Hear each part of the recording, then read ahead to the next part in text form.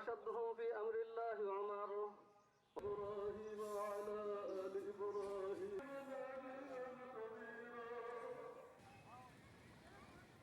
আপনি আছেন কই? বৃষ্টি হচ্ছে না এই গরমের কারণে।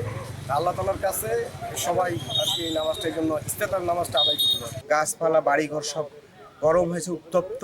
এই জন্য আমরা আল্লাহর কাছে এই বৃষ্টির জন্য ইস্তিসকারের নামাজ পড়লাম, আল্লাহর কাছে দোয়া করলাম যেন আল্লাহর রহমতের বৃষ্টি দিয়ে আমাদের এই পরিবেশটিকে ঠান্ডা করে।